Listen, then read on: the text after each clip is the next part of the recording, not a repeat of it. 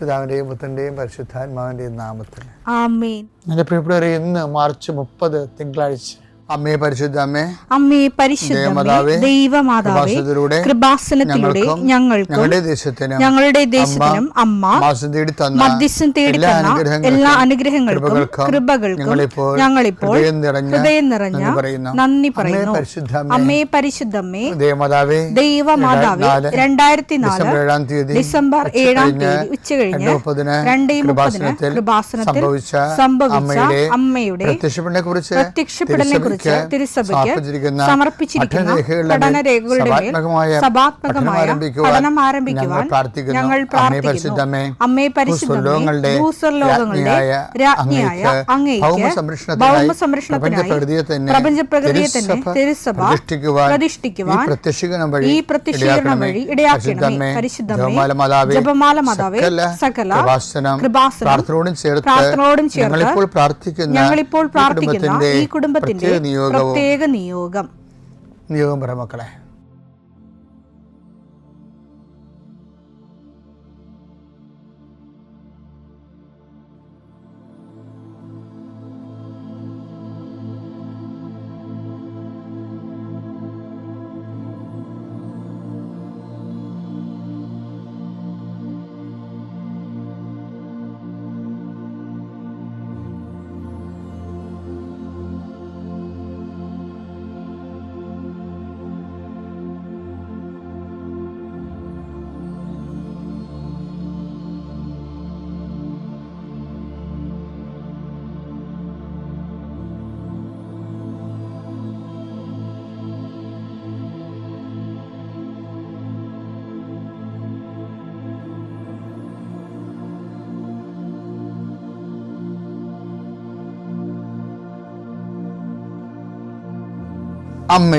അമ്മയുടെ പ്രത്യക്ഷീകരണത്തിന്റെ ഈ അനുഗ്രഹവേളയിൽ ഞങ്ങൾക്ക് സാധിച്ചു തരുവാൻ കനിയണമേ. ആമേൻ. വിശ്വാസ പ്രമാണം. സർവശക്തനായ പിതാവും ആകാശത്തിന്റെയും ഭൂമിയുടെയും സൃഷ്ടാവുമായ ദൈവത്തിൽ ഞാൻ വിശ്വസിക്കുന്നു. അവിടുത്തെ ഏകപുത്രനും ഞങ്ങളുടെ കർത്താവുമായ ഈശോമിശിഹായിലും ഞാൻ വിശ്വസിക്കുന്നു. ഈ പുത്രൻ പരിശുദ്ധാത്മാവിനാൽ ഗർഭസ്ഥനായി കന്യകാമറിയത്തിൽ നിന്ന് പിറന്ന് പൊന്തിയോസ് പീലാത്തോസിന്റെ കാലത്ത് പീഡകൾ സഹിച്ച് കുരിശിൽ തറയ്ക്കപ്പെട്ട് മരിച്ച് അടക്കപ്പെട്ട് പാതാളങ്ങളിൽ ഇറങ്ങി മരിച്ചവരുടെ ഇടയിൽ നിന്ന് 3-ാം നാൾ ഉയർത്ത് സ്വർഗത്തിലേക്ക് എഴുന്നള്ളി സർവശക്തിയുള്ള പിതാവായ ദൈവത്തിന്റെ വലതുഭാഗത്തിരിക്കുന്നു. അവിടെ നിന്ന് ജീവിക്കുന്നവരെയും മരിച്ചവരെയും വിധിക്കുവാൻ വരുമെന്നും ഞാൻ വിശ്വസിക്കുന്നു. പരിശുദ്ധാത്മാവിലും ഞാൻ വിശ്വസിക്കുന്നു. വിശുദ്ധ കത്തോലിക്കാ സഭയിലും പുണ്യവാന്മാരുടെ ഐക്യത്തിലും പാപങ്ങളുടെ മോചനത്തിലും ശരീരത്തിന്റെ ഉയർപ്പിലും നിത്യമായ ജീവിതത്തിലും ഞാൻ വിശ്വസിക്കുന്നു. ആമേൻ. സുഖസ്ഥനായ ഞങ്ങളുടെ പിതാവേ, അങ്ങയുടെ നാമം പൂജിതമാകണമേ. അങ്ങയുടെ രാജ്യം വരണമേ. അങ്ങയുടെ തിരുമനസ് സ്വർഗത്തിലെ പോലെ ഭൂമിയിലും ആകണമേ. അന്നു വേണ്ടുന്ന ആഹാരം ഇന്ന് ഞങ്ങൾക്ക് തരണമേ. ഞങ്ങളോട് തെറ്റ് ചെയ്യുന്നവരോട് ഞങ്ങൾ ക്ഷമിക്കുന്നത് പോലെ ഞങ്ങളുടെ തെറ്റുകൾ ഞങ്ങളോടും ക്ഷമിക്കണമേ. ഞങ്ങളെ പ്രലോഭനത്തിൽ ഉൾപ്പെടുത്തരുതേ, തിന്മയിൽ ഞങ്ങൾ രക്ഷിക്കണമേ. ആമേൻ. നന്മ നിറഞ്ഞ മറിയമേ, സ്വസ്തി. കർത്താവ് അങ്ങയുടെ കൂടെ സ്ത്രീകളിൽ അങ്ങ് അനുഗ്രഹിക്കപ്പെട്ടവളാകുന്നു. അങ്ങയുടെ ഉദരത്തിൻ ഫലമായി ഈശോ അനുഗ്രഹിക്കപ്പെട്ടവനാകുന്നു. പരിശുദ്ധ മറിയമേ, തമ്പുരാന്റെ അമ്മേ, പാപികളായ ഞങ്ങൾക്ക് വേണ്ടി ഇപ്പോഴും ഞങ്ങളുടെ മരണസമയത്തും തമ്പുരാനോട് അപേക്ഷിക്കണമേ. ആമേൻ. കർത്താവേ, നിന്റെ ഉന്നതമായ നാമത്തിന് സ്തോത്രം ചെയ്യുന്നു. കർത്താവേ, നിന്റെ വിശുദ്ധ പൗരോഹിത്യത്തെ മഹത്വപ്പെടുത്തണമേ. കർത്താവെ, സഭയിലുള്ള സാന്നിധ്യം പ്രകടമാക്കണം. 40 വർഷം അർപ്പിച്ച കൃപാന്റെ യുഗതിയായി കൃപാസ്ഥാനത്താരെ ജീവനോടെ പ്രത്യക്ഷപ്പെട്ട പരിശുദ്ധ അമ്മയുടെ മാധ്യസ്ഥത്തിലെ ഞാൻ അങ്ങയുടെ മക്കൾക്ക് വേണ്ടി പ്രാർത്ഥിക്കുന്നു. അമ്മേ, ഈ പ്രഭാതത്തിൽ എത്രയോ പേരാണ് അമ്മേ ഈ ഒരു പ്രാർത്ഥനയ്ക്ക് വേണ്ടി കൊതിച്ച് കാത്തിരിക്കണത്. അവർക്ക് എവിടെ എന്തെല്ലാമോ കാര്യങ്ങളുണ്ട്. ഇന്ന് അവരുടെ കഴിവിൽ നിൽക്കാത്ത കാര്യങ്ങളുണ്ട്. കർത്താവേ, അങ്ങയുടെ മക്കളുടെ കഴിവിൽ നിൽക്കാത്ത കാര്യങ്ങൾ, ആ കാര്യങ്ങളെക്കുറിച്ച് ഓർക്കുമ്പോൾ ഭയവും പേടിയും പ്രയാസവും സങ്കടവും നിരാശയും ഒക്കെ തോന്നുന്ന വിഷയങ്ങൾ, വ്യക്തികൾ, അതെല്ലാം യേശുക്രിസ്തു നാമത്തിൽ ഞാൻ ബന്ധിക്കുന്നു. കർത്താവേ, അങ്ങയുടെ മക്കള് ഇനി സമാധാനത്തിൽ വിട്ടേക്കണമെന്ന് പറഞ്ഞല്ലോ ഈശോ. ഞങ്ങളുടെ ദാസനെ സമാധാനം, എൻ്റെ രക്ഷ ഞാൻ എൻ്റെ കണ്ണുകൊണ്ട് കണ്ടിരിക്കുന്നു. അങ്ങയുടെ ദാസനെ സമാധാനം വിട്ടേക്ക്. സമയം ദീർഘദർശി പറഞ്ഞതുപോലെ അങ്ങയുടെ മക്കൾ ഈ പ്രാർത്ഥനയ്ക്ക് ശേഷം സമാധാനം കണ്ടെത്താൻ ഇടയാക്കണം പ്രാർത്ഥിക്കുന്നു. നിങ്ങളുടെ ജീവിത ചിന്തകള്, നിങ്ങളിന്ന് പോകാനിരിക്കുന്ന ഇടങ്ങള്, സംസാരിക്കുന്ന വ്യക്തികള്, ഒപ്പിടുന്ന പേപ്പറുകള്, എഴുതുന്ന രേഖകള്, എൻ്റെ മക്കള് ജീവിത ഉപായത്തിന് വേണ്ടിയും മേൽഗതിക്ക് വേണ്ടിയും ജോലിക്ക് വേണ്ടിയും ജോലിയുടെ അനുബന്ധ കാര്യങ്ങൾക്ക് വേണ്ടിയും എവിടെയെല്ലാം യാത്ര ചെയ്യുന്നു, ആരെല്ലാം സംസാരിക്കുന്നു, ഫോൺ ചെയ്തിട്ട് എന്തെങ്കിലും ഡേറ്റോ കാര്യമോ തീരുമാനമോ വാക്കോ പ്രവൃത്തിയോ തീരുമാനമോ കിട്ടാൻ വേണ്ടി കാത്തിരിക്കുന്നു. അതെല്ലാം മക്കൾക്ക് അനുകൂലമാവുകയും അത് ഈശോയുടെ നാമത്തിൽ ഞാൻ നിങ്ങളെ അനുഗ്രഹിക്കുകയും ചെയ്യുന്നു. എൻ്റെ കർത്താവേ, മനുഷ്യൻ്റെ ഭീഷണി കാരണം മനസ്സിന് സമാധാനം നഷ്ടപ്പെട്ടവരെ, അവരെ നീ ഏത് ഭവനത്തിൽ പ്രവേശിച്ചാലും ആ ഭവന സമാധാന ആശംസ അർപ്പിച്ച കർത്താവേ, നിന്റെ നാമത്തിൽ നെഞ്ചിലും നെറ്റിലും മുദ്രവാങ്ങി നിന്റെ നാമത്തിൽ വിശ്വസിക്കുന്ന ഒരു മനുഷ്യനെയും ആരും ഭീഷണിപ്പെടുത്താൻ അനുവദിക്കരുത് കർത്താവേ.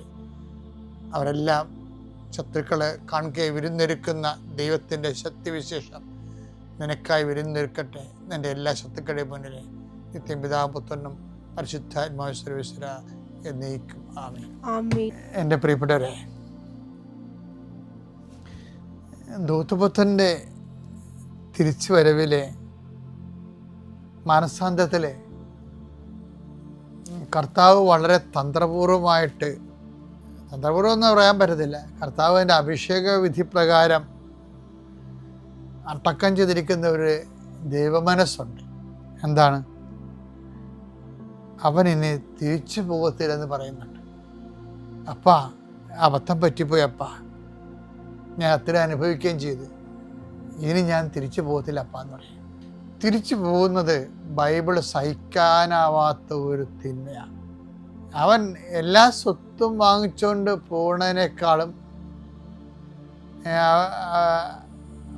അത് വേശ്യകളുടെ കൂടെ ചെലവഴിച്ചെന്നല്ലേ പറയണത്. മുത്തമകൻ അങ്ങനെയാണ് പറയണത്, അവൻ ആരോപിക്കണം അങ്ങനെയാണ്.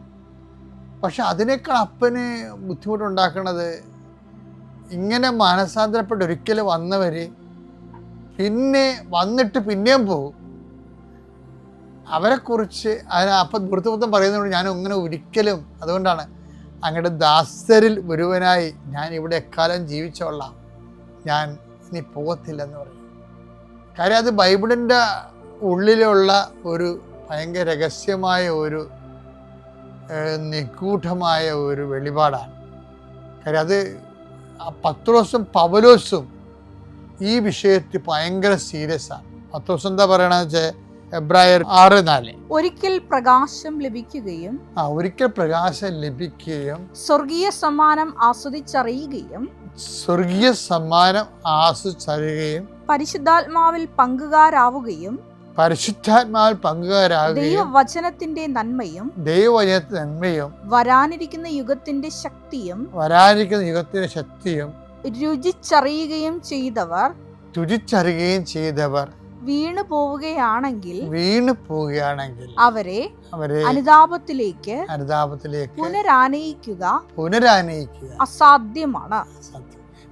അനുതാപത്തിലേക്ക് ആനയിക്കുകയുണ്ട്, പുനരാനയിക്കുകയുണ്ട്. അപ്പോൾ പുനരാനയിക്ക് ബൈബിൾ അംഗീകരിക്കണില്ല. കാര്യം ഒരിക്കൽ അവൻ അനുതാപപ്പെട്ട് തിരിച്ച് പാപം ഉപേക്ഷിച്ച് വന്നാൽ പിന്നെയും പഴയ അഭ്യാസം കാണിച്ചാൽ ബൈബിൾ അതിനെ വിളിക്കണത് പന്നി, പട്ടി എന്നൊക്കെ വിളിക്കണം. അതറിയണമെന്നുണ്ടെങ്കിൽ 10 ദിവസം ലേഖനം വായിച്ചാൽ മതി. 2 പത്രോസ് 2:20 എടുത്തേ. നമ്മുടെ കർത്താവും രക്ഷകനുമായ യേശുക്രിസ്തുവിനെ കുറിച്ചുള്ള അറിവ് മൂലം അവർ ലോകത്തിന്റെ മാലിന്യങ്ങളിൽ നിന്ന് രക്ഷ പ്രാപിച്ചതിന് ശേഷം വീണ്ടും അവയിൽ കുരുങ്ങുകയും അവയാൽ തോൽപ്പിക്കപ്പെടുകയും ചെയ്യുന്നെങ്കിൽ അവരുടെ അന്ത്യസ്ഥിതി ആദ്യത്തേതിനേക്കാൾ മോശമായിരിക്കും. കാരണം തങ്ങൾക്ക് ലഭിച്ച ശുദ്ധകൽപ്പനയെ കുറിച്ച് അറിഞ്ഞിട്ട് അതിൽ നിന്ന് പിന്മാറുന്നതിനേക്കാൾ അവർക്ക് നല്ലത് നീതിയുടെ വഴിയെക്കുറിച്ച് അറിയാതിരിക്കുകയാണ്. നായി ഛർദ്ദിച്ചത് തന്നെ വീണ്ടും ഭക്ഷിക്കുന്നു. കുളിച്ച പന്നി ചെളിക്കുണ്ടിൽ ചെളിക്കുണ്ടിൽ വീണ്ടും ഉരുളുന്നു. അപ്പൊ പന്നി പട്ടി എന്നൊക്കെ വിളിക്കണം. ഒരിക്കൽ രക്ഷപ്പെട്ട് വിശുദ്ധിയിലേക്ക് വന്നിട്ട് പിന്നെ അവൻ പഴയ അഭ്യാസം കാണിച്ചാൽ അവന് ദൈവം പന്ന്യൻ തന്നെ വിളിക്കണം. കാര്യം മറ്റവൻ പന്നികളുടെ കൂട്ടത്തിൽ തിന്നാൻ പോയതേ ഉള്ളൂ ധൂർത്തപുത്രൻ. അവൻ തിരിച്ചു വന്നിട്ട് പിന്നെ പോയാൽ പന്നികളുടെ കൂട്ടത്തിലേക്ക് പോവുകയല്ല, അവൻ വേറൊരു പന്നിയായി മാറുകയും. അതാണ് ബൈബിളിൻ്റെ ഒരു കോൺസെപ്റ്റ്. അപ്പോൾ വീണവർ അതാ നിൽക്കുന്നു എന്ന് തോന്നുന്നവൻ വീഴാതിരിക്കേണ്ടത് ഒരു സപ്പോസം അങ്ങനെയാണ്. 1 കൊരിന്തോസ് 10:12 1 കൊരിന്തോസ് 10:12 ആകയാൽ നിൽക്കുന്നു എന്ന് വിചാരിക്കുന്നവൻ വീഴാതെ സൂക്ഷിച്ചു കൊള്ളട്ടെ.